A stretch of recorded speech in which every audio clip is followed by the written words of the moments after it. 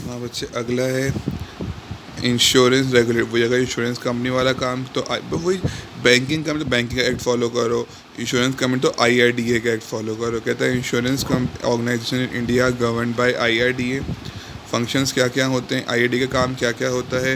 ये insurance company को register करते हैं, पॉलिसी होल्डर के इंटरेस्ट को प्रोटेक्ट करते हैं, लाइसेंसिंग करते हैं इंश्योरेंस के इंटरमीडियरीज को, प्रोफेशनलिज्म प्रमोट करते हैं, प्रीमियम रेट देखते हैं, ब्ला ब्ला। कोई भी 5 पॉइंट याद कर लेना, 6 याद कर लेना।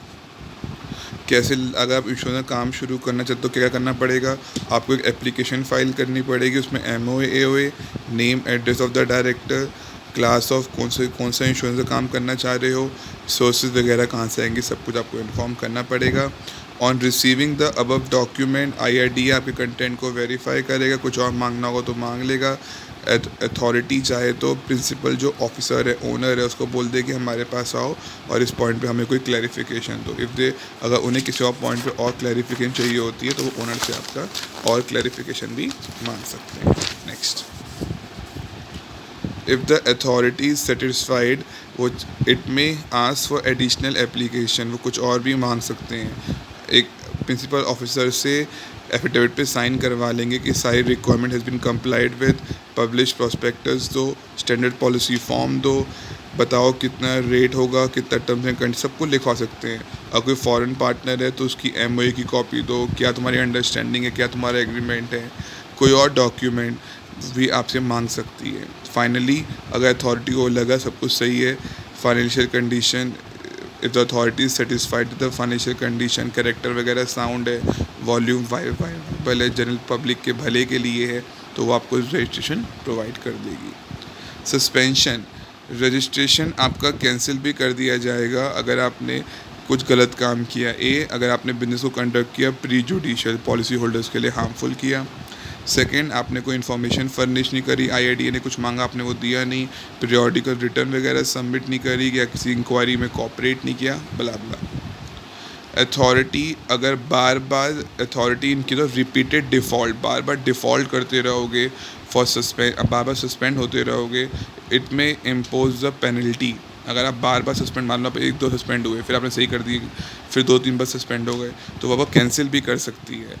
Authority is compulsorily required to cancel the registration if the insurer wholly or in so far as relate, मतलब वो आपका wholly भी कैंसिल कर सकती है। अगर आप ये डिफ़ॉल्ट करोगे, इफ़ द इंश्योरर डिपॉजिट के प्रोविजंस को पूरा नहीं करता, अगर कभी वो कुछ उसकी, if the insurance fail to comply with the provision related to the excess of the value of the liability वगैरह कभी ज़्यादा हो गई तो। थर्ड, अगर इंश्योरेंस इंसॉल्वेंट हो गया तो। 6 पॉइंट याद कर लेना, अगर ये 6 पॉइंट होंगे तो वो कैंसिल भी कर सकता है। पक्का। In addition to the above, authority also has the discretion, वो इस केस में भी उनके पास डिस्क्रिशन है, उनके पास चॉइस है। If the insurer makes the default any requirement, कोई एक्ट की रिक्वायरमेंट, कोई हमें डायरेक्शन दी, वो उसकी रिक्वायरमेंट पूरी नहीं करता। या second, if the authority has the reason to believe that any claim upon the insurer in India remain unpaid for 3 months, जब कोर्ट ने जजमेंट दे वहाँ 3 महीने तक भी आउटस्टैंडिंग है तो भी दे सकता है। फोर्थ, इंश्योरेंस कोई और बिजनेस करे other than insurance.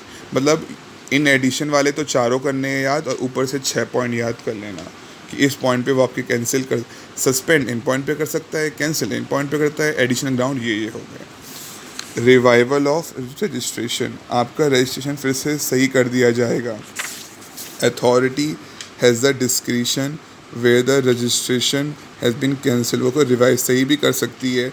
If the insurer within 6 months, 6 महीने के अंदर सारा डिपॉजिट कर दे, सारे एक्ट के साथ कंप्लाई कर दे, सारे कॉन्ट्रैक्ट रीस्टोर कर दे, सारी सब कुछ एप्लीकेशन एक्सेप्ट कर दे, कोई क्लेम अनपेड नहीं है, IRDA की सारी एक्ट कंप्लायंस कर दे, सेटिस्फाई दैट वो जो अदर बिजनेस करता है वो सीज है, वो करता ही नहीं है वाला अदर काम इंश्योरेंस के अलावा, तो उसका रजिस्ट्रेशन रिवाइवल भी हो सकता है। Okay, done. Next chapter, next act.